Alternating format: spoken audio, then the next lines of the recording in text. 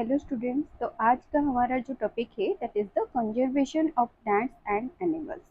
तो हम पहले समझेंगे कि ये जो कंजर्वेशन वर्ड है इसका मतलब क्या है। कंजर्वेशन का मतलब क्या है ना, दैट इज़ टू प्रोटेक्ट। तो कंजर्वेशन में इसका मेन मीनिंग क्या है, दैट इज़ टू प्रोटेक्ट। तो इस टॉपिक में तो हम डिस्कस करेंगे about how to protect the plants and animals that present in our surrounding. इस टॉपिक में हम डिस्कस करेंगे about the deforestation, wild life conservation, about the biosphere region, flora and fauna and the wild life sanctuary. Okay, so ये सब हम discuss करेंगे, लेकिन इससे पहले हम दो टर्म जो है उसको अच्छे से समझेंगे। जो दो टर्म इस वीडियो के लिए that is a very important. Okay, तो पहला वाला टर्म है that is a ecosystem. Ecosystem. Then second वाला टर्म है दैट इज द बायोडाइवर्सिटी। तो अभी हमने डिस्कस किया था that is why do we need to protect the plant and animals को क्यों हम प्रोटेक्ट करना चाहिए। तो वो हमारे कौन से काम में आते हैं, वो हमको कैसे हेल्प करते हैं, या क्या वो हमारे ऊपर डिपेंडेंट है। तो ये सब चीज़ हम इस वीडियो में डिस्कस करेंगे। तो इससे पहले ये जो दो वर्ड है इसको पहले समझो। तो पहला वाला हमारा वर्ड क्या है, दैट इज अ इकोसिस्टम। तो इकोसिस्टम हम किसको बोलेंगे, इको जो वर्ड है that means the environment. Okay, तो एक एनवायरनमेंट में जो लिविंग ऑर्गेनिजम्स रहते हैं तो वो सब क्या एक ही पर्टिकुलर एनवायरनमेंट में, अगर आप देखोगे जैसे हमारा घर हो गया, तो हमारे घर में क्या हम ही सिर्फ और सिर्फ हम ही लिविंग ऑर्गेनिज्म है क्या, नहीं। तो हमको छोड़कर, मतलब कि ह्यूमंस को छोड़कर, तो हमारे घर में मस्किटोज भी रहते हैं, कॉकरोच भी कभी कभार रहते हैं, माउस भी रहते हैं, हम कुछ प्लांट्स भी रखते हैं। ओके, तो आप जहाँ भी देखोगे पूरे वर्ल्ड में, अगर आप जहाँ पर जो भी कॉर्नर में आप देखोगे तो आपको एक पर्टिकुलर एनवायरनमेंट दिखने को मिलेगा। एनवायरनमेंट मतलब क्या, जैसे एक्वाटिक हो गया, एक्वाटिक में भी ट्रेस वाटर वाला एनवायरनमेंट भी आपको दिखने को मिलेगा, मैराइन भी दिखने को मिलेगा, एस्चुअरीज भी दिखने को मिलेगा। सो और लैंड में जैसे जो भी हमारा डेजर्ट हो गया, फॉरेस्ट इकोसिस्टम हो गया, तो मतलब जो भी एनवायरनमेंट आप देखोगे तो in all the environment there is a particular system is present. मतलब वो सिस्टम क्या है, एक तो हमारा वर्ड आ गया एनवायरनमेंट। ये एनवायरनमेंट में एक सिस्टम है।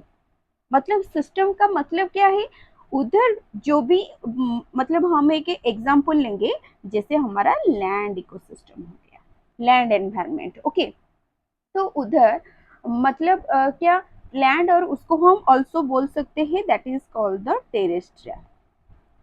ओके, तो ये जो एनवायरनमेंट हमारा है, तो टेरेस्ट्रियल एनवायरनमेंट में अगर हम देखेंगे तो इधर कुछ लिविंग ऑर्गेनिजम्स भी है और कुछ नॉन लिविंग्स भी है।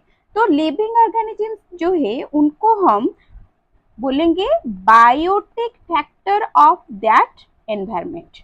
ओके, और जो भी हमारा नॉन लिविंग्स है उनको हम बोलेंगे क्या, that is the abiotic factor of that environment.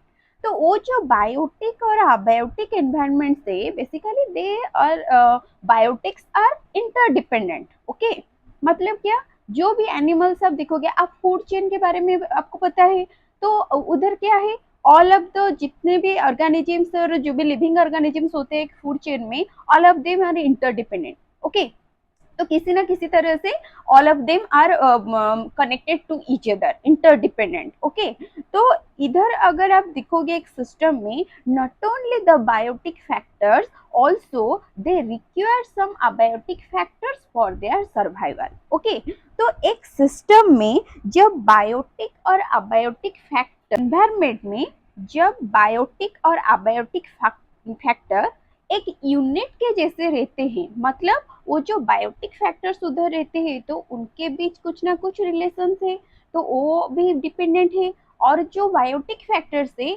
वो भी डिपेंडेंट है किसके ऊपर, अबायोटिक फैक्टर्स के ऊपर। so basically all of them just living together, all of them just stay together as a unit। तो वो जो सिस्टम बनाते हैं उसको हम क्या बोलते हैं, that is called the ecosystem. So everywhere you can observe the ecosystem. आज योर बैकयार्ड हो गया, या एक पॉन्ड आप देख लो, या एक फॉरेस्ट आप देख लो, तो everywhere you can observe the ecosystem, जो जहाँ पर कि बहुत सारे लिविंग ऑर्गेनिजम्स रहते हैं और वो कुछ सर्टन अबायोटिक फैक्टर्स के ऊपर डिपेंडेंट है। ओके, अबायोटिक फैक्टर्स मतलब क्या, जो भी हमारा टेम्परेचर हो गया वो पर्टिकुलर एरिया का, या उधर का जो सॉइल हो गया, क्योंकि उनको रहने के लिए तो सॉइल तो चाहिए ना, वाटर हो गया, oxygen, so this all are abiotic factors of the ecosystem. Okay, तो ये हो गया हमारा इकोसिस्टम। तो यही इकोसिस्टम ने अभी हमने डिस्कस किया कि जो भी पर्टिकुलर एनवायरनमेंट हम लेंगे तो उधर बहुत सारे लिविंग ऑर्गेनिजम्स हमको दिखने को मिलेंगे। तो उधर का जो भी लिविंग ऑर्गेनिजम्स है, क्या वो सब सिमिलर है? नो, तो उनके बीच कुछ ना कुछ डिफरेंस होते हैं। All of them having some certain characteristics. तो वो जो चीज है, वो कैरेक्टरिस्टिक्स उनको यूनिक बनाता है, और वो यूनिकनेस ही डिफरेंस लाता है। ओके, तो every organism have some certain features और द सर्टेन कैरेक्टरिस्टिक्स। मतलब क्या, अगर हम एक एनवायरनमेंट में दिखेंगे तो हमको सिमिलर एनिमल्स और सिमिलर प्लांट्स दिखने को नहीं मिलेगा। बहुत सारे, जैसे हम फॉरेस्ट में दिखेंगे तो उधर टाइगर भी रहता है, बहुत सारे बर्ड्स रहते हैं, बहुत सारे क्या प्लांट्स भी, डिफरेंट टाइप ऑफ प्लांट्स रहता है। तो ये जो डिफरेंट टाइप्स आता है, डिफरेंट टाइप ऑफ हमको दिखने को मिलता है, so उसको हम क्या बोलते हैं? That is the biodiversity. मतलब ये वर्ड में, ये जो डाइवर्सिटी वर्ड है, डाइवर्सिटी वर्ड का मतलब ही that is the difference. Okay, तो डिफरेंस, बायो मीन्स क्या, इधर हम बोल सकते हैं दैट इज द जो भी हमारा इकोसिस्टम, एक इकोसिस्टम या एक एनवायरनमेंट में जो डिफरेंस हमको दिखने को मिलता है उसको हम बोलते हैं क्या? That is the biodiversity. तो ये तो word that is a very important to understand this chapter, क्योंकि इस चैप्टर में हम समझेंगे कि हम क्यों उनको कंजर्व करना चाहिए, हम उनको क्यों प्रोटेक्ट करना चाहिए। तो क्यों करना चाहिए? क्योंकि basically we all are dependent upon each other, तो उसके लिए हम उनको प्रोटेक्ट करना चाहिए। ओके, तो ये चीज आपको समझना पड़ेगा कि हमको ये दो चीज क्यों इम्पोर्टेंट है। ओके, तो नेक्स्ट स्लाइड में that is about the deforestation. So this is the major reason for the changes। तो जो भी हमारे एनवायरनमेंट में जो चेंजेस आ रहा है ना दिन ब दिन, तो the main reason is the deforestation. तो इसके बारे में हम थोड़ा डिस्कशन करेंगे। तो डिफॉरेस्टेशन क्या है और उसका कॉजेस क्या, उसका रीजन क्या है। ओके, तो डिफॉरेस्टेशन मीन्स क्या है? That is the clearing of forest for different purpose such as timber and other uses of the land. तो डिफॉरेस्टेशन का और इसका ऑपोजिट है, आप हमेशा याद रखना, that is the afforestation. Afforestation मतलब क्या? That is the plantation of tree, और you can say creating a new forest, तो उसको आप बोल सकते हो अफॉरेस्टेशन। इसका ऑपोजिट है अफॉरेस्टेशन। तो ये जो डिफॉरेस्टेशन है, तो इसका मतलब क्या है? हम जो फॉरेस्ट है उसको क्लियर कर रहे हैं। ओके, तो क्यों क्लियर कर रहे हैं, उसके पीछे रीजन क्या है? एक तो क्या है, ये जो भी रीजन है आप अच्छे से समझो। फर्स्ट वाला क्या है? Clearing woods to procure the land for cultivation and grow more food for the ever increasing population. तो अगर हम देखेंगे हमारे वर्ल्ड में सबसे जो ताकतवर जो लिविंग ऑर्गेनिज्म है, that is the human. Okay, क्यों? क्योंकि he can bring the changes, तो वो चेंजेस ला सकता है, और वो बहुत सारे चेंजेस ला, अभी भी ला रहा है। ओके, और उसी चेंजेस के वजह से क्या हो रहा है, दिन ब दिन जो हमारा एनवायरनमेंट है, ये एनवायरनमेंट का पैटर्न ही चेंज हो रहा है। ओके, तो बेसिकली ये जो ह्यूमन का जो पॉपुलेशन इतना ज़्यादा ग्रो कर रहा है, इतना ज़्यादा इंक्रीज हो रहा है, तो बेसिकली उसके लिए क्या हो रहा है? तो पॉपुलेशन ज़्यादा होगा, मतलब उनको रहने के लिए तो जगह चाहिए ना, उनका घर के बनाने के लिए तो जगह चाहिए। सो बेसिकली वो लैंड हम कहाँ से लाएंगे? तो लैंड तो कांस्टेंट है ना, तो लैंड को हम बढ़ाने के लिए क्या कर रहे हैं? जो एनिमल्स का जो लैंड है, मतलब जो फॉरेस्ट है, उसको हम क्लियर कर रहे हैं। ओके, सो तो ये हो गया रीजन, पहला वाला reason, that is the for decreasing the forest rate क्यों इतना डिक्रीज हो रहा है, क्यों डिफॉरेस्टेशन इतना ज़्यादा हो रहा है, for procuring the lands. Okay, तो क्योंकि हमको लैंड चाहिए, इतना ज़्यादा पॉपुलेशन हो रहा है तो कहाँ पर रहेंगे, तो उनके लिए तो लैंड चाहिए ना, तो ये हो गया main reason. Then next also for the cultivation, अरे इतना ज़्यादा पॉपुलेशन हो रहा है मतलब क्या, उनको तो फूड भी तो ज़्यादा चाहिए ना, तो लेकिन लैंड हमारा जो कल्टिवेटिंग लैंड है वो तो भी दिन ब दिन कम हो रहा है, क्योंकि उसी लैंड में स्कूल या डिफरेंट टाइप ऑफ जो भी इंस्टीट्यूशन हम बना रहे हैं या डिफरेंट टाइप ऑफ इंडस्ट्रीज हम बना रहे हैं, तो वो लैंड जो कल्टीवेशन के लिए था वो भी खत्म हो रहा है। तो बेसिकली उसको भी ज़्यादा इंक्रीज करने के लिए हम फॉरेस्ट को क्लियर कर रहे हैं। ओके, तो to fulfill the demand of food for increasing population we also clearing the forest। तो ये हो गया हमारा पहला वाला पॉइंट। सेकेंड पॉइंट क्या है, using the food as fuel. तो जहाँ पर फॉरेस्ट ज़्यादा है जो भी एरिया में, तो आप अगर उस एरिया में कभी कभी अगर आप जाओगे, लेकिन हम बेसिकली तो अब के टाइम में, इस टाइम में क्या है, सबके घर में गैस है या इलेक्ट्रिक स्टोव से, तो ये सब चीज़ है, लेकिन अगर आप दिखोगे थोड़े कुछ विलेज में जाओगे, अभी भी कुछ विलेज में अगर आप जाओगे, और स्पेशली आज इन केस ऑफ जो फॉरेस्ट के आसपास के जो विलेज है, तो उधर अभी भी लोग यूज करते हैं। 90% पीपल उनके घर में गैस भी है, स्टोव्स भी है, इलेक्ट्रिक स्टोव्स भी है, मगर वो अभी भी यूज करते हैं क्या, दैट इज द सबसे सस्ता और जो उनको मिलता है that is the wood as a fuel. Okay, तो हम फ्यूएल जैसे उसको यूज करते हैं, तो उसके लिए क्या डिफॉरेस्टेशन भी होता है। और टू मेक द फर्नीचर, तो हमारे घर में फर्नीचर्स बनाने के लिए, हमारा जो डोर बनाने के लिए, बेड बनाने के लिए, या जो भी डिफरेंट टाइप ऑफ फर्नीचर्स उसको बनाने के लिए भी वी यूज द वुड। और क्या, that is for the industrial purpose, जैसे कि पेपर बनाने के लिए भी वुड चाहिए। ऐसे ही कुछ जो भी हमारा प्रोडक्ट्स है उसको बनाने के लिए भी क्या चाहिए, वुड चाहिए। Okay, so third point that is the using the land for building house and factories, जो हमारा पहले वाले पॉइंट में हमने डिस्कस किया था। Next last that is the forest fire. तो ये जो फॉरेस्ट फायर है ये हमेशा आप याद रखो, there is a two type of forest fire, one is the natural forest fire और second that is the man made. Okay, man made जैसे, तो कुछ लोग पिकनिक बनाने जाते हैं और उधर क्या करते हैं, जो भी फीस्ट और जो भी करते हैं, तो कभी कभार क्या होता है इंटेंशनली भी और कभी कभार अनइंटेंशनली नहीं, लेकिन we can say that is the carelessly. Okay, उनके केयरलेस बिहेवियर की वजह से क्या होता है, वो फॉरेस्ट में फायर लगता है। ओके, तो ये सब क्या हो गया, that is the man made. और क्या, नेचुरल क्या, जब समर सीजन में बहुत ज़्यादा जब गर्मी होता है, तो हीट की वजह से भी कभी कभार वो जो सूखा पत्ता सब गिरता है, तो उससे भी क्या कभी कभार फायर लग जाता है। ओके, तो ऐसे ही फॉरेस्ट फायर की वजह से भी बहुत ज़्यादा फॉरेस्ट भी डिस्ट्रॉय हो रहा है।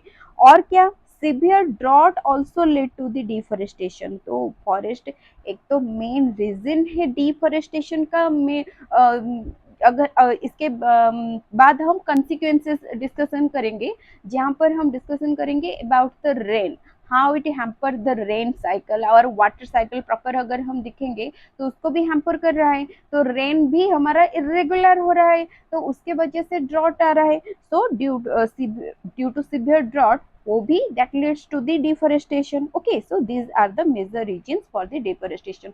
तो ऐसे ही आपका क्वेश्चन आ सकता है, define the deforestation and write the main reasons for the deforestation, so you can write this। okay, then next वाले टॉपिक में हम डिस्कशन करेंगे about the consequences of the deforestation. तो ये चीज आप अच्छे से समझो, एक एक पॉइंट करके हम समझेंगे। तो पहले वाला पॉइंट हमारे है that is the increase in pollution level of the earth.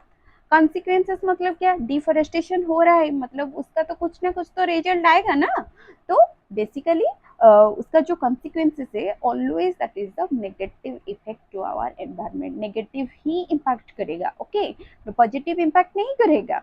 तो एक तो हमारा ये जो डिमांड फुलफिल कर रहा है, ये सब चीज को आप पॉजिटिव मत सोचो।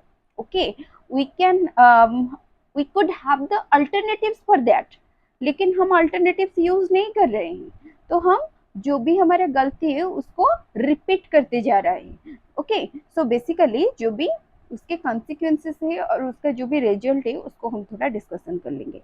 तो पहला वाला है increase in pollution level of the earth. तो आप खुद ही सोचो, आपका जो हेल्थ है तो आप हेल्दी कैसे रहोगे अगर आपके हेल्थ का केयर नहीं करोगे, अच्छे फूड नहीं खाओगे, अच्छा आपका जो भी लाइफस्टाइल है अगर वो एक अच्छा लाइफस्टाइल आप मेंटेन नहीं करोगे तो आपका हेल्थ जो है वो खराब होगा। ओके, तो वैसे ही अगर हम देखेंगे हमारे अर्थ का जो हेल्थ है तो बेसिकली उसको भी हेल्दी रहने के लिए उसको भी प्रॉपर केयर चाहिए। ओके, लेकिन हम केयर नहीं कर रहे हैं तो हम उसका क्या दिन ब दिन हमारा एक्टिविटीज इतना बैड एक्टिविटीज हम कर रहे हैं तो उसे उसको बैड इम्पैक्ट ही पड़ रहा है। ओके, तो पॉल्यूशन जो हो रहा है, पॉल्यूशन लेवल जैसे कि हम एग्जांपल ले लो एयर पॉल्यूशन। तो एयर पॉल्यूशन कैसे हो रहा है? Due to deforestation. We know जो भी हमारा ट्रीज है तो ट्री क्या करता है, ये कार्बन डाइऑक्साइड को कंज्यूम करता है। ओके, और रिलीज करता है क्या? That is the oxygen. Okay, तो ये जो कार्बन डाइऑक्साइड ये कहाँ से आता है?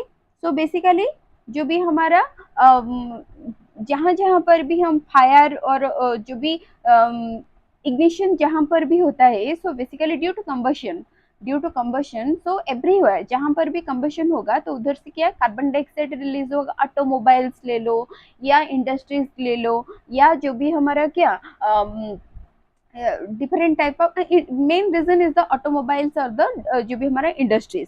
तो उसे क्या निकलता है? That is the carbon dioxide. Main हो जी ये क्या है? That is the major pollutant for the air pollution. तो जो पोल्यूशन करते हैं उसको हम क्या बोलेंगे? पॉल्यूटेंट। ओके, ये भी आप याद रखो। तो जब फॉरेस्ट के रेट कम होते जा रहा है तो उधर क्या हो रहा है? लेकिन कार्बन डाइऑक्साइड अमाउंट तो ज्यादा हो रहा है ना। तो कार्बन डाइऑक्साइड अमाउंट क्यों ज्यादा हो रहा है? क्योंकि ऑटोमोबाइल्स भी दिन ब दिन बहुत ज्यादा हो रहा है। जहाँ पर घर में एक या दो बाइक था, अभी क्या घर में जितने पापा के भी है और मामा के भी बाइक है और हमारे पास भी बाइक हो गया है। तो जितने लोग हैं उनके पास एक एक बाइक हो गया। तो इतने ज्यादा होगा तो क्या होगा? ऑटोमोबाइल से उतना ज्यादा एग्जॉस्ट बाहर निकलेगा। ओके, सो बेसिकली पॉल्यूटेंट जो कार्बन डाइऑक्साइड अमाउंट इतना ज्यादा हो गया है, सो बेसिकली उसको कंज्यूम करने के लिए तो ट्री उतना ज्यादा नहीं है ना। तो इधर क्या होगा? कार्बन डाइऑक्साइड का अमाउंट एटमॉस्फेयर में बढ़ता ही जाएगा। और इसके बाद हम डिस्कस करेंगे कार्बन डाइऑक्साइड इंक्रीज होगा तो क्या होगा। ओके, तो ये इंक्रीज होता है मतलब ये एक पॉल्यूटेंट है ना, तो उधर का एयर पोल्यूशन ज्यादा हो रहा है। ओके, सो और क्या, ऑक्सीजन भी जितना हमको चाहिए वो भी हमको नहीं मिल रहा है क्योंकि इधर फॉरेस्ट नहीं है। ओके, सो ये हो गया हमारा पहला वाला, उतना जितना चाहिए प्लांट्स वो तो नहीं है ना, तो हमको जितना ऑक्सीजन चाहिए वो कहाँ से आएगा? सो बेसिकली ये हो गया मेन रीजन। सेकेंड रीजन हमारा क्या है? Increase in carbon dioxide in the atmosphere, जो अभी हमने डिस्कस किया। लेकिन ये जो इंक्रीज हो रहा है कार्बन डाइऑक्साइड, इसका कंसिक्वेंसेस क्या होगा? क्या होगा? क्योंकि अगर उधर प्लांट ज्यादा होगा तो उतना ज्यादा कार्बन डाइऑक्साइड ऑब्जर्व करेंगे। लेकिन उधर उतना इधर उतना क्या प्लांट्स नहीं है, ड्यू टू डिफॉरेस्टेशन तो नंबर भी बहुत कम हो गया है प्लांट्स का। सो बेसिकली ये जो कार्बन डाइऑक्साइड है आप याद रखो, इसको हम बोलते हैं क्या? That is called the green house gas. तो ग्रीन हाउस गैस क्या है ना, अगर आप सोचो ये वाला पिक्चर आप देखो, जैसे कि ये हमारा अर्थ हो गया। ओके, तो अर्थ का ये हो गया उसका एटमॉस्फेयर, मतलब ये हो गया उसका एटमॉस्फेयर। तो इधर क्या होता है ना, carbon dioxide is A, it's not a bad gas always, it's also required for us. तो ये हमको चाहिए भी। क्यों चाहिए? क्योंकि कार्बन डाइऑक्साइड जो है that is a green house gas. तो ये क्या करता है ना, अगर आप सोचो कि ये हमारा अर्थ है तो अर्थ के चारों तरफ एक ग्लास शील्ड जैसे बनाता है। ओके, तो ग्लास शील्ड जैसे बनाकर ये क्या करता है, जो सनलाइट आता है तो सन से जो हीट आता है ना उसको ये ऑब्जर्व कर लेता है। ओके, क्योंकि सनलाइट जो है so always it reflects back. लेकिन due to the presence of carbon dioxide ही हमारे अर्थ के चारों तरफ शील्ड जैसे बनाकर रहता है, इसीलिए this carbon dioxide trap some heat. So due to that earth का जो टेम्परेचर है ये थोड़ा वार्मर रहता है। ओके, क्योंकि हमको वार्मनेस भी चाहिए ना, टेम्परेचर भी चाहिए, क्योंकि अभी हमने डिस्कस किया था अबेटिक फैक्टर में temperature also required for the और लिविंग ऑर्गेनिजम्स। तो लेकिन जितना कार्बन डाइऑक्साइड हमको हमारे एटमॉस्फेयर में चाहिए, अगर उससे ज्यादा हो जाएगा मतलब क्या होगा, तो उतना ज्यादा हीट एब्जॉर्ब करेंगे, मतलब इधर का जो टेम्परेचर है वो बहुत ज्यादा राइज होगा, जो हमारा एटमॉस्फेयर का टेम्परेचर है वो भी बहुत ज्यादा राइज होगा, और बहुत ज्यादा राइज होगा तो ये भी तो ठीक बात नहीं है। ओके, तो increase in carbon dioxide in the atmosphere, तो वहीं से ही थर्ड वाला पॉइंट क्या आ गया, इंक्रीज इन टेम्परेचर और ग्लोबल वार्मिंग। तो हमारा जो एटमॉस्फेयर का टेम्परेचर कैसे राइज होता है, तो ये आपको समझ में आया ना। तो जैसे कार्बन डाइऑक्साइड का अमाउंट जितना ज्यादा होगा, तो carbon dioxide is a green house gas, क्योंकि ये glass cell type of form करता है, ये ट्रैप करता है हीट को। तो जितना ज्यादा कार्बन डाइऑक्साइड होगा उतना ज्यादा टेम्परेचर भी होगा, तो ज्यादा टेम्परेचर होगा तो it leads to global warming. Okay, ये वाला पॉइंट भी आप याद रखो, this is also important thing.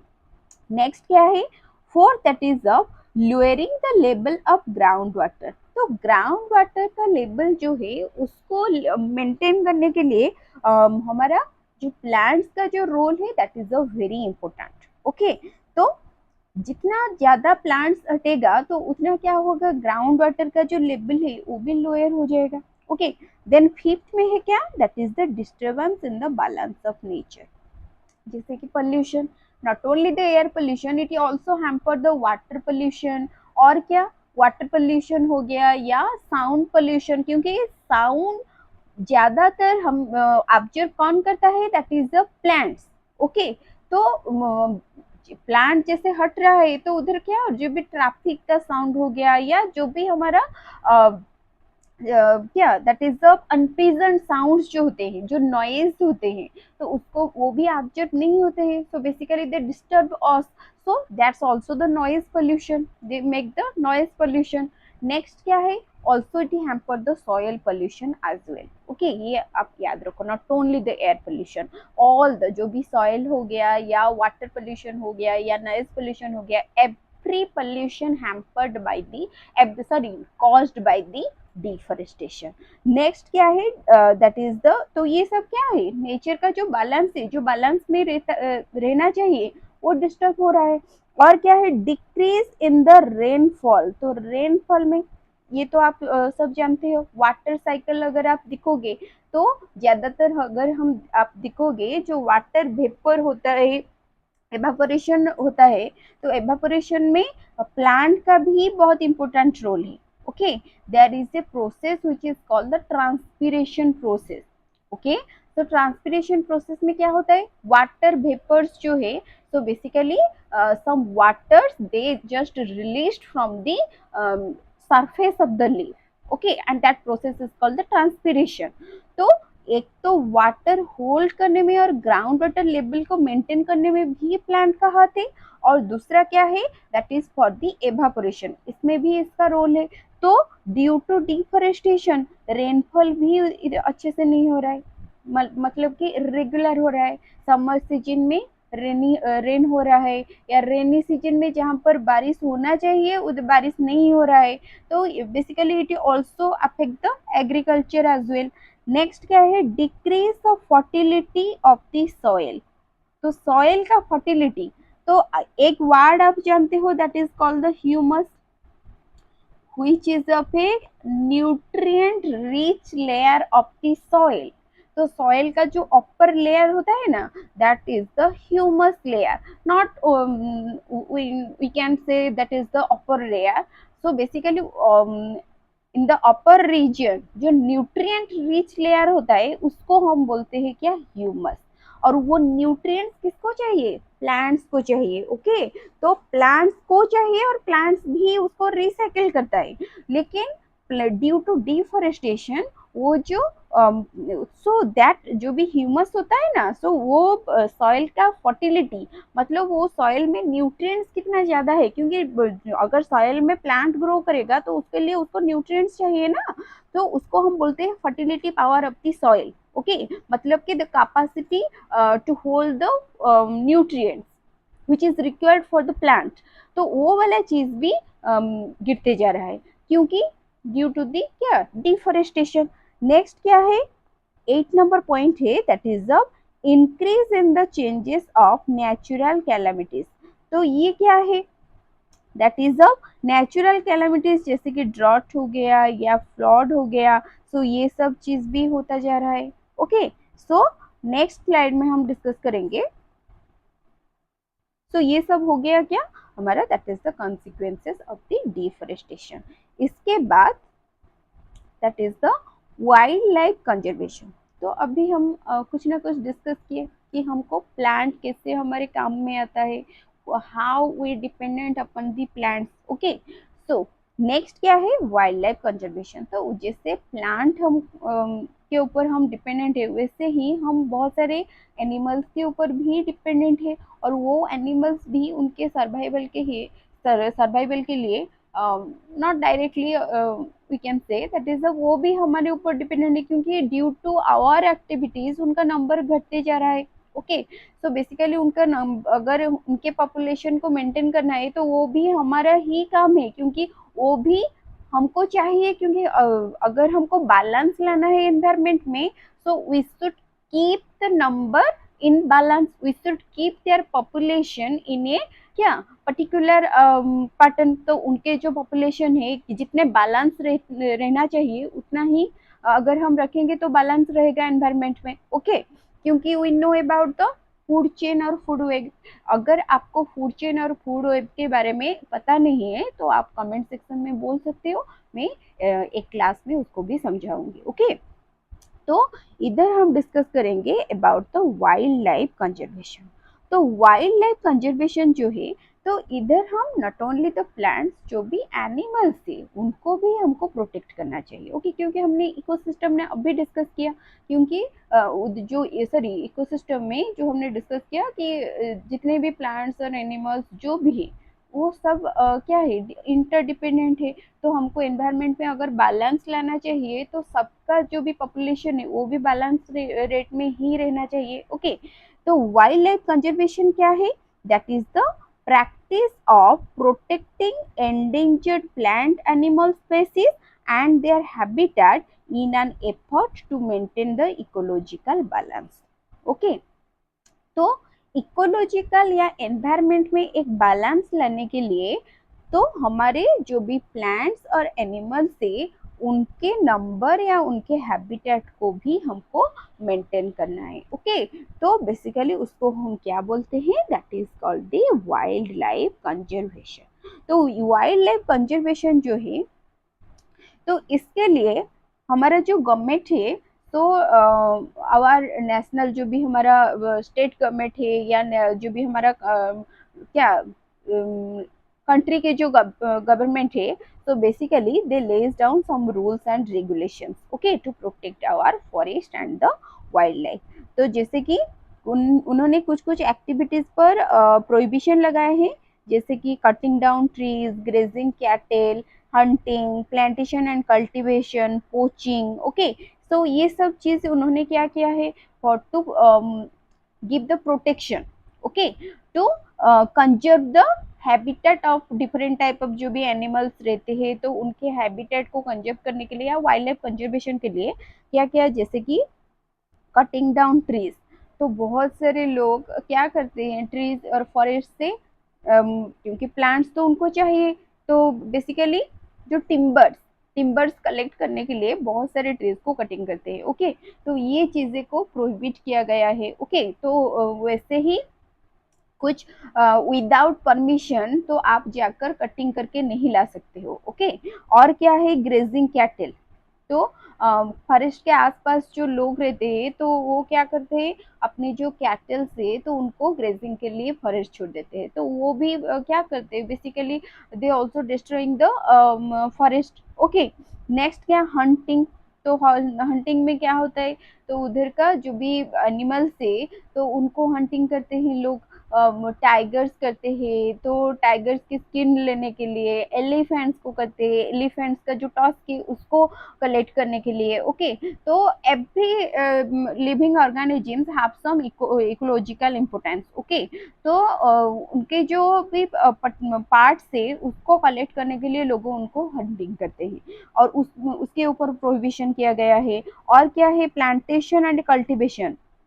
Okay, plantation क्यों लिखा है ना, क्योंकि कुछ कुछ जगह पर क्या हो रहा है ना, फॉरेस्ट को क्लियर करके उनको जो भी पर्टिकुलर प्लांट ग्रो करना है तो वो प्लांट उधर प्लांटिंग करते हैं, तो उससे क्या होता है ना, वो जो फॉरेस्ट का जो बैलेंस है वो थोड़ा बिगड़ जाता है। ओके, तो वो प्लांटेशन या जो कल्टीवेशन, कुछ लोग फॉरेस्ट को फायर लगा देते हैं या उसको पोडूचस बोलते हैं, या उसको हम बोलते हैं क्या, that is the slashing cultivation. Okay, so वो वाला जो एक्टिविटीज है, या कुछ कुछ जगह पर क्लियर करके ही उधर एग्रीकल्चर करते हैं, तो वो चीज़ों को भी प्रोहिबिशन किया गया है। पोचिंग, पोचिंग मतलब के जो भी इलीगली किलिंग और capturing the wild wild animals, तो पोचिंग के ऊपर भी दैट इज अ प्रोहिबिशन किया गया है। ओके, तो ये सब चीज हो गया, that is about the wild life conservation.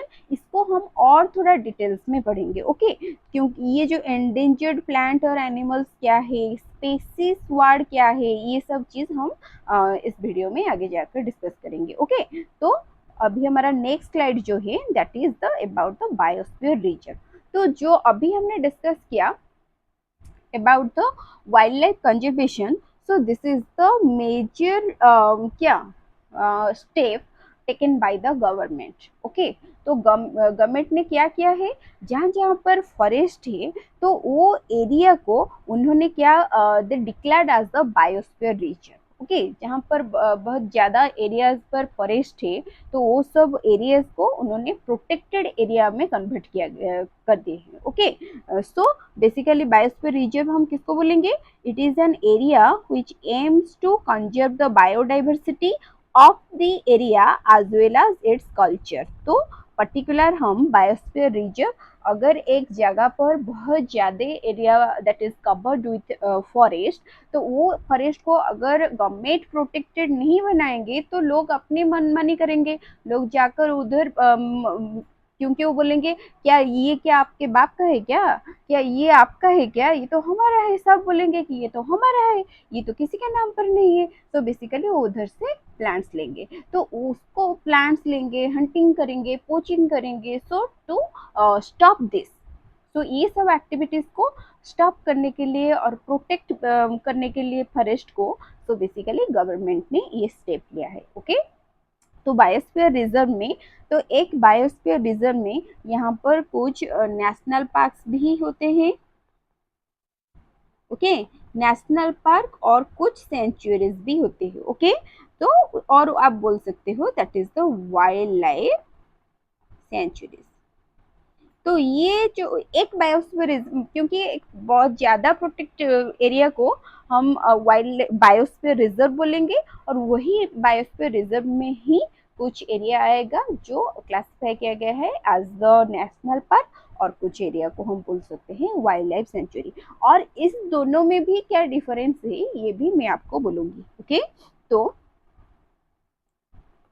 तो ये जो हमारा नेशनल पार्क और वाइल्ड लाइफ सेंचुरीज है, तो आप याद रखो, अगर आप देखोगे आज इन केस ऑफ एक एग्जांपल है, आप ये याद रखना कि जो हमारा पंचमढ़ी बायोस्फीयर रिजर्व है, तो ये पंचमढ़ी बायोस्फीयर रिजर्व में एक नेशनल पार्क है, उसको हम बोलते हैं that is the Satpura national park, और there are also 2 wild life sanctuaries. Okay, जो हमारा बोरी और है पचमढ़ी। ओके, ये आप याद रखो। ओके, बायोस्फीयर रिजर्व मतलब कि एक बहुत बड़ा जगह है, और उधर ऑल द जो भी प्लेस है that is covered with forest, तो वो टोटल एरिया को गवर्नमेंट ने डिक्लेयर कर दिया कि this is the biosphere reason.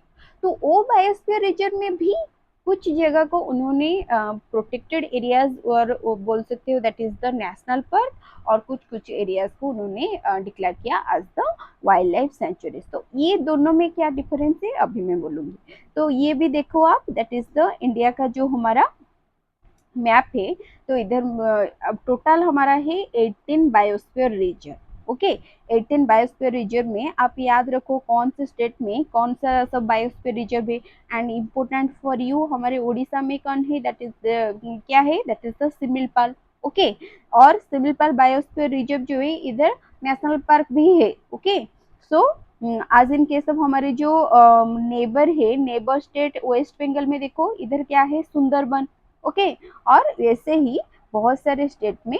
So biosphere total 18 biospheres are present in our India. Okay, then in next slide, तो इधर एक लिस्ट है about the biosphere reserve. So how many biosphere reserves are present in India, in and in which state and also which type of biosphere is it, and also उधर का की fauna, मतलब उधर का एनिमल कौन सा spaces उधर का स्पेशल और की फौना है, तो ये भी दिया गया है। ओके, जैसे देखो, और एस्टेब्लिशमेंट ईयर उनका भी इधर दिया गया है। तो ये वाला लिस्ट भी आप याद रख सकते हो, क्योंकि this is also important for your GK knowledge. Okay, so जैसे कि ग्रेट रन ऑफ कच्छ दिया गया है, तो ये कौन से स्टेट में है, दैट इज द गुजरात, और ये डिजर्ट टाइप ऑफ।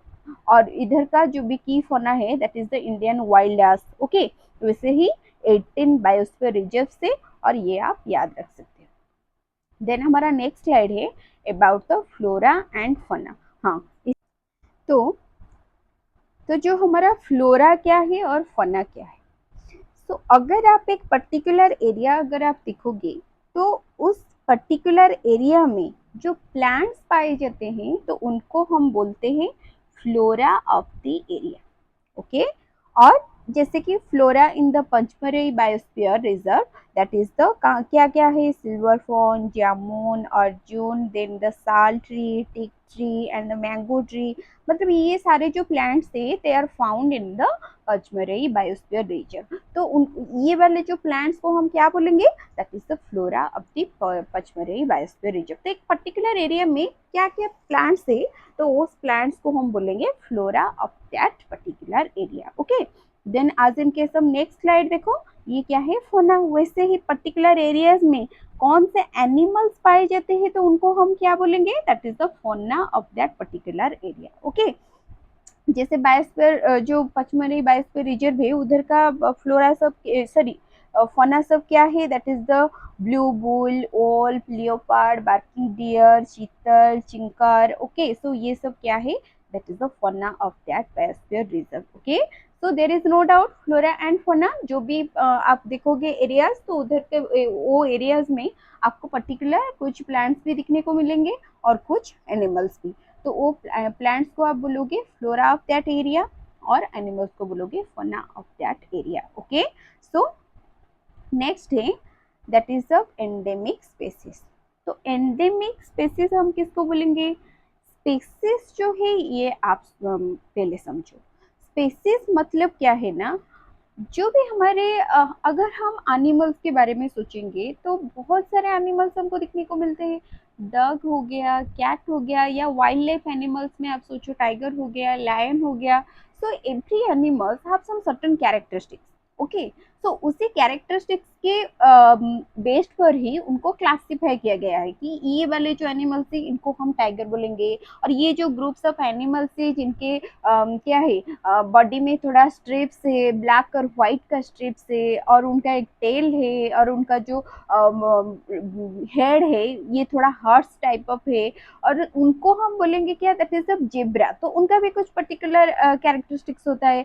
वैसे ही बर्ड्स भी हम अगर क्लासिफाई करेंगे या प्लांट्स भी क्लासिफाई करेंगे, so every each and every organism have some certain features or the characteristics, उसके characteristics के बेस्ड पर ही हम क्लासिफाई करते हैं। तो बेसिकली अगर जैसे हम क्लासिफाई उनको करेंगे, सो उस क्लासिफिकेशन का कुछ रैंक होता है। ओके, सबसे अगर छोटा रैंक हम दिखेंगे that is called the spaces.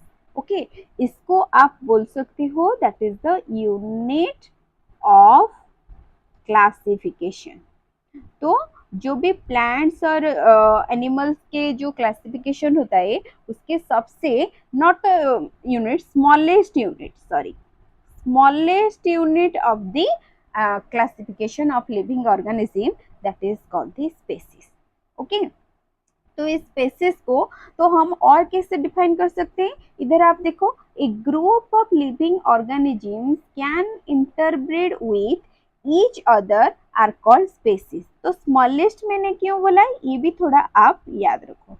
जैसे होता है ना कैट, अगर आप देखोगे कैट फैमिलीज, तो कैट फैमिलीज में हमारा क्या टाइगर्स भी आते हैं और लियोपार्ड्स भी आते हैं, तो ऐसे ही और कैट भी हमारा आता है। ओके, लेकिन अगर लेकिन ये तो हो गया फैमिली, लेकिन अगर हम उनको और थोड़ा डिटेल्स में उनके कैरेक्टरिस्टिक्स को ब्रीफ में लेकर उनको क्लासिफाई करेंगे, तो हम उनको क्लासिफाई कर देते हैं that is they are cat, they are tiger, they are leopards. Okay, तो सबसे स्मॉलेस्ट जो होता है उसको हम बोलते हैं क्या, स्पेसिस।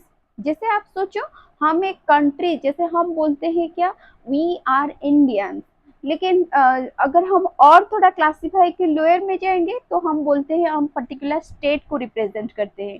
जैसे हम बोलते हैं क्या, we are from Odisha. Okay, तो Odia people. So then next और थोड़ा अगर हम हमको स्पेसिफाई करना है तो हम बोलते हैं क्या, we are from particular district, Puri district, या फ्रॉम दी ढेंकानाल डिस्ट्रिक्ट, या from the that is of Nayagarh district. Okay, ऐसे कुछ स्पेसिफाई हम करते हैं।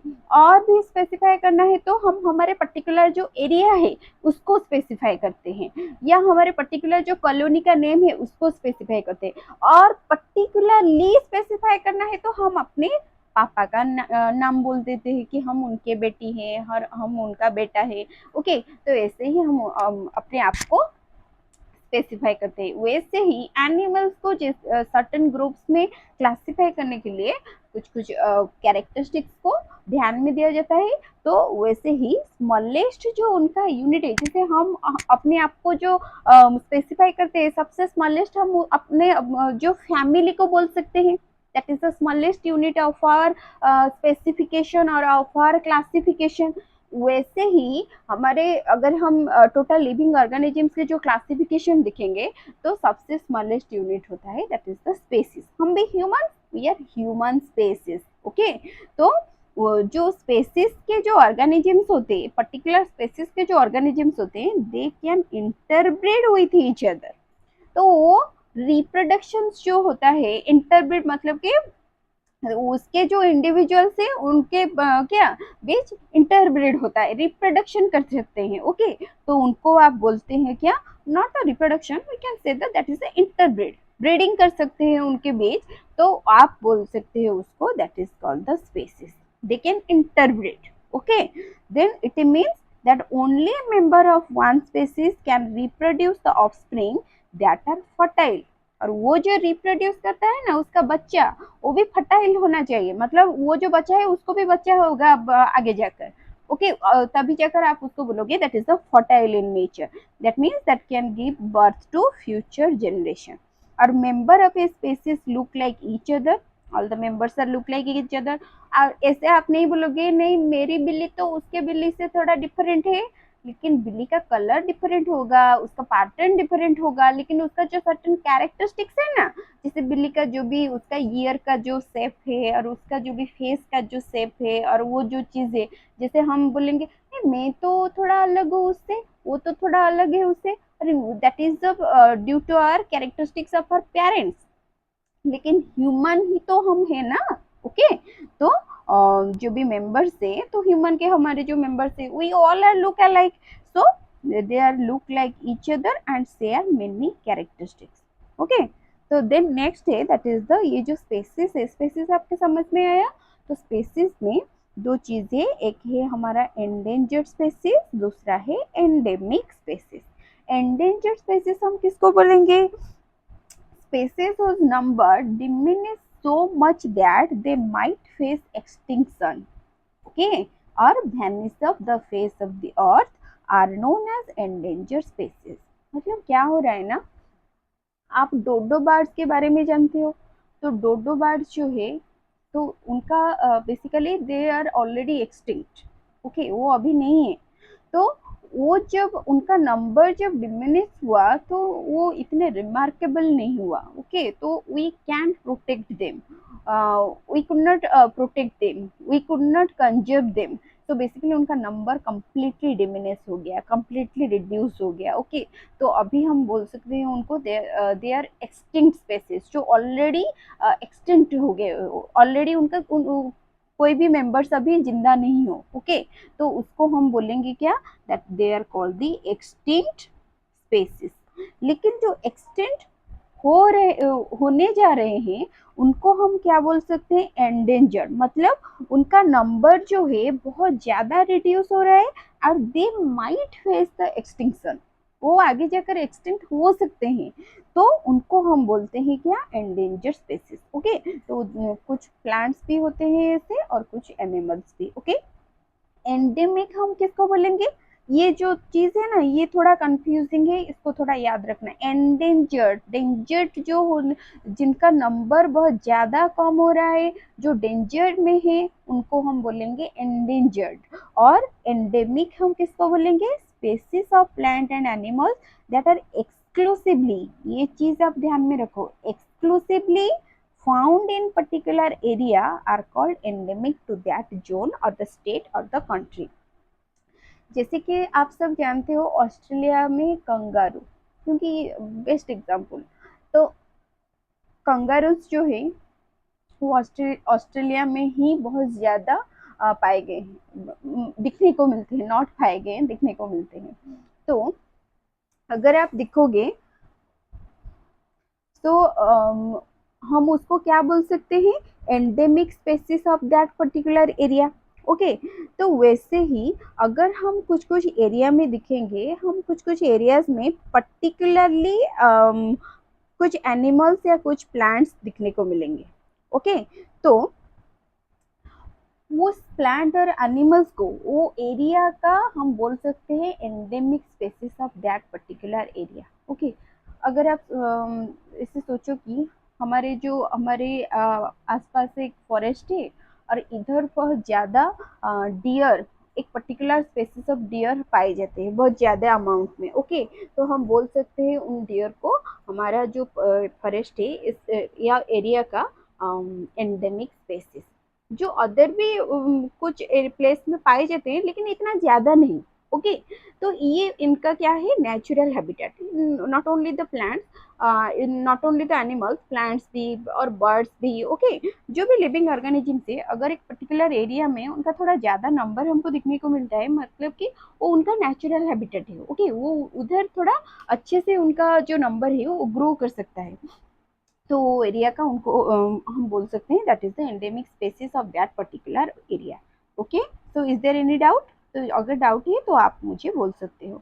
देन नेक्स्ट स्लाइड में है that is about the endemic flora and the endemic fauna. तो फ्लोरा फौना के बारे में हमने डिस्कस कर लिया, दैट इज द क्या है हमारा प्लांट्स, और फौना पर्टिकुलर एरिया का हमारा एनिमल्स। तो एंडेमिक फ्लोरा हम किसको बोलेंगे, जो एक पर्टिकुलर एरिया में बहुत ज़्यादा देखने को मिलते हैं और उसी एरिया में ही वो थोड़ा ज़्यादातर, अगर हम कंपेयर करेंगे टू अदर एरियाज, तो अदर एरिया से थोड़ा ज़्यादा इधर वो पर्टिकुलर एरिया में दिखने को मिलते हैं। तो उसको हम बोलते हैं endemic flora of the Pachmarhi biosphere region, that is the sal and the wild mango. ये आप याद रखो। तो उधर जो साल ट्री और वाइल्ड मैंगो ट्री दिखने को मिलते हैं, तो वो अदर एरियाज में इतने ज़्यादा दिखने को नहीं मिलते हैं। ओके, तो इसीलिए को बोलते हैं, दैट इज ये क्वेश्चन में आ सकता है। Okay, that is the sal and the wild mango. Question ऐसे आ सकता है, write the five flora names of the Pachmarhi biosphere region. तो you can write all the जो भी फ्लोरा उधर पाए जाते हैं। लेकिन एंडेमिक फ्लोरा मतलब वो उधर स्पेसिफिकली उस एरिया में पाए जाते हैं जो अदर एरियाज में इतने दिखने को नहीं मिलते हैं। ओके, तो एंडेमिक फ्लोरा में आप याद रख सकते हैं। तो एंडेमिक फ्लोरा में आप लिख सकते हो sal and wild mango. Then next endemic fauna हम किसको बोलेंगे? तो पर्टिकुलर जो एरिया का जो हमारा स्पेसिफिक एनिमल्स पाए जाते हैं उस एरिया में, तो उनको हम बोलेंगे endemic fauna of that particular area. Okay, जैसे पंचमढ़ी बायोस्फीयर रिजर्व का एंडेमिक फौना सब क्या है? जैसे बाइसन हो गया, Indian giant squirrels and the flying squirrels, ये सब हो गए endemic fauna of the Pachmarhi biosphere reserve. Okay, then next है हमारा वाइल्ड लाइफ सेंचुरी। तो वाइल्ड लाइफ सेंचुरी हम किसको बोलेंगे? It's a protected area of importance for flora fauna और फीचर्स ऑफ जियोलॉजिकल और other interest. Okay, which is reserved and managed for conservation and to provide opportunities for study और research. मतलब क्या है इसका? मतलब अगर आप एक वाइल्ड लाइफ सेंचुरी दिखोगे तो उधर का जो भी फ्लोरा और फौना उधर जो भी दिखाई देता है, और वो एरिया का जियोग्राफिकल स्ट्रक्चर्स और फीचर्स कैसा है, तो उसके लिए स्टडी करने के लिए उस जो जियोलॉजिकल फीचर्स और उसका जो फ्लोरा और फौना के ऊपर स्टडी करने के लिए कुछ अपॉर्चुनिटीज दिया जाता है। ओके, स्टूडेंट्स को ऑल्सो जो फेलोशिप जो रिसर्च करते हैं तो उनको भी। ओके, तो ये जो वाइल्ड लाइफ सेंचुरी और जो नेशनल पार्क है ये आपको याद रखना है। Basically this are made under the wild life protection act which was established at the in 1972। ये आपको याद रखना है। ओके, तो these are the protected areas। ये एरियाज में हम ये एरियाज का पर्पस क्या है? So basically to conserve the biodiversity और टू कंजर्व द प्रॉपर जो भी हमारा बायो लाइफ जो है उसको कंजर्व करना। ओके, तो सो वाइल्ड लाइफ सेंचुरी और जो नेशनल पार्क के बीच जो डिफरेंस है ये हम आगे जाकर आपको समझाएंगे। तो नेक्स्ट जो हमारा स्लाइड है, सो नेक्स्ट स्लाइड है हमारा जो वाइल्ड लाइफ सेंचुरीज है इंडिया में। सो बेसिकली क्या है? तो इधर का वाइल्ड लाइफ सेंचुरीज है। So basically they have unique landscape which include the broad level forest, mountain forest, bushland in deltas of big rivers. So जो हमारे वाइल्ड लाइफ सेंचुरीज है इंडिया में, सो बेसिकली इधर का अगर आप देखोगे यूनिक लैंडस्केप देखने को मिलते हैं। मतलब कि वहाँ के जो forest, mountain forest, bushland in deltas of, तो उसी लैंडस्केप में सो बेसिकली जो भी थ्रेटेंड वाइल्ड लाइफ स्पेसीज होते हैं तो उनको प्रोटेक्ट प्रोवाइड किया जाता है। ओके, सो अगर हम दिखेंगे तो हमारे इंडिया में टोटल 543 वाइल्ड लाइफ सेंचुरीज है, ये आपको याद रखना है। देन बेसिकली उसी में से 50 हमारा है टाइगर रिजर्व्स। मतलब क्या? टाइगर रिजर्व्स मतलब स्पेसिफिकली टाइगर्स के लिए ही वो एरियाज प्रोटेक्टेड है। ओके, मतलब कि क्या होता है ना, जैसे कि as example Similipal in our Odisha, तो क्या होता है ना, not only the tigers also there are different type of animals lives. लेकिन क्या होता है ना, टाइगर्स बहुत ज़्यादा उधर दिखाई देते हैं, और टाइगर के जो पॉपुलेशन ग्रो करने के लिए वो एक सुइटेबल एरिया होता है। ओके, सो बेसिकली या हम ये भी एलिफेंट रिजर्व्स भी है, और डिफरेंट डिफरेंट एनिमल्स के लिए भी कुछ कुछ रिजर्व्स रहते हैं। ओके, सो टाइगर रिजर्व्स में आपको याद रखना है हमारा जिम कॉर्बेट है जो हमारा उत्तराखंड में प्रेजेंट है। So basically Jim Corbett was the first tiger reserve and also it is the first national park of India. ये आपको याद रखना है। ओके, देन नेक्स्ट हमारा नेशनल पार्क। तो नेशनल पार्क क्या है? This are the large forest reserve that attempt to preserve the entire ecosystem within the area including the landscape, flora, fauna and historic object of the area. मतलब क्या है? अगर हम national park दिखेंगे तो ये एक लार्ज फॉरेस्ट रिजर्व है जहाँ पर एंटायर इकोसिस्टम के साथ उसके जो लैंडस्केप है और जो फ्लोरा और फौना है और उसके अंदर जो भी हिस्टोरिक ऑब्जेक्ट्स रहते हैं, मतलब कि जो भी रॉक शेल्टर्स रहते हैं या कुछ रॉक पेंटिंग्स रहते हैं, तो उसको भी प्रोटेक्ट किया जाता है। मतलब उस एरिया का not only the biosphere also the culture of that area protected by this. Okay, so यहाँ पर क्या होता है, जैसे कि हमारा जो पचमढ़ी जो बायोस्फीयर रिजर्व है, तो इसमें आपको याद रखना है बेसिकली 55 रॉक शेल्टर्स है उधर। ओके, और वो जो रॉक शेल्टर्स है, so basically these are attractive places for the tourist. And also उसमें भी कुछ रॉक पेंटिंग्स भी है। तो उस रॉक पेंटिंग्स में से क्या डिपिक्ट होता है, तो उसमें जो भी हमारा प्री हिस्टोरिक कल्चर था, प्री हिस्ट्री जो पीपुल्स का एक्टिविटीज़ क्या था, तो ये सब हम उससे जान सकते हैं। Okay, so national park not only A protected area for the biosphere, it is also a protected area for जो भी हिस्टोरिक प्लेसेस, तो वो भी उधर प्रोटेक्ट होकर रहता है। ओके, सो आज इन केस ऑफ जैसे पंचमढ़ी में तो जो रॉक शेल्टर्स मिला गया है, तो वो रॉक शेल्टर्स में सो बेसिकली कुछ फिगर्स ऑफ मेन जैसे fighting with animals, hunting scenes, dancing, playing musical instrument, ये सब जो पेंटिंग से रॉक में दिखाई देता है। ओके, तो basically these structures or these monuments are not the monuments, we can say these are basically the historical जो objects है, तो ये क्या करता है, टूरिस्ट भी अट्रैक्ट करता है। ओके, तो लोग उसके ऊपर स्टडीज भी कर सकते हैं और घूम के उसको देख भी सकते हैं। ओके, सो नेक्स्ट हमारा जो नेशनल पार्क है, नेशनल पार्क और जो वाइल्ड लाइफ सेंचुरीज, तो इसके बीच डिफरेंस क्या है।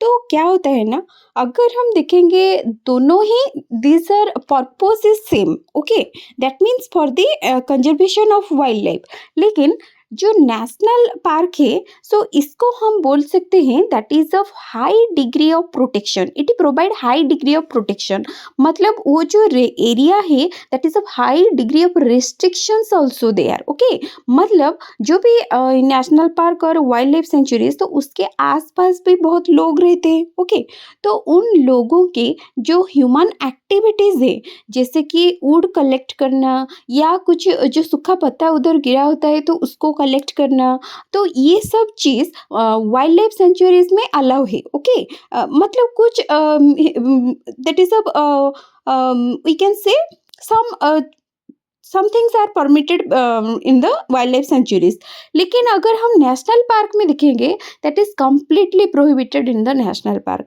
कोई भी लोग अंदर घुस नहीं सकता है विदाउट परमिशन। ओके, सो ये हो गया। और जैसे ग्रेजिंग, तो उसके आसपास जो लोग हैं, तो as in case of wild life sanctuaries they can take their जो भी लाइफ स्टॉक है उनको लेकर ग्रेजिंग के लिए जा सकते हैं, लेकिन as in case of national park this is completely prohibited, तो ये भी है। और जैसे भी ह्यूमन सेटलमेंट अगर हम देखेंगे, human settlement is completely prohibited in both the biosphere reserve and also the in the wild life sanctuaries as well as in the national park. Okay, so ये जो सब चीज़ें हैं, so basically on the basis of this things there ये जो areas को classify किया गया है। ओके, तो इससे हमको पता चल रहा है कि नेशनल पार्क जो है it's a high degree of protected area, लेकिन वाइल्ड लाइफ सेंचुरीज जो है वो थोड़ा less degree of we can say. Okay, then अगर हम देखेंगे दैट इज ऑफ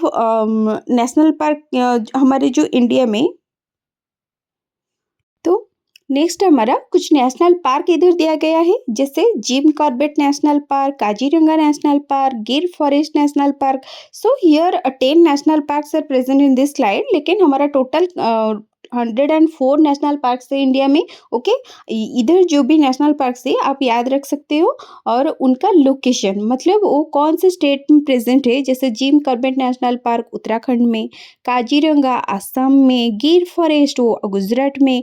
ऑल्सो आप ये भी याद रख सकते हो उस नेशनल पार्क का स्पेसिफिक जो एनिमल्स है, कौन सा टाइगर रिजर्व कहाँ कहाँ पर है, एलिफेंट रिजर्व कुछ कुछ जगह पर है, राइनोसोर्स भी, जैसे Kaziranga national park that is also for the rhinoceros. Okay, so this slide is about the quick revision. तो इसमें हम जो भी इस वीडियो में डिस्कस किए, जैसे biosphere reserve, biodiversity, wild life sanctuary, national park, biosphere reserve, तो ये जो सब चीज़ें हैं, ये इस सब चीज़ का द मेन पर्पस क्या है, जो wild life sanctuary, national park, biosphere reserve, तो इसका मेन पर्पस है टू प्रोवाइड द कंजर्वेशन और to provide the protection to the bio life और the that is of wild life. Okay, तो thank you. अगर आपको वीडियो अच्छा लगा तो आप लाइक करना, और सब्सक्राइब करना अगर आप जब पहले ये वीडियो देख रहे हो, और अगर आपको ज़्यादा अच्छा लग रहा है वीडियो तो आप फीडबैक भी दे सकते हो और आप आपके फ्रेंड के साथ भी शेयर कर सकते हो। Thank you.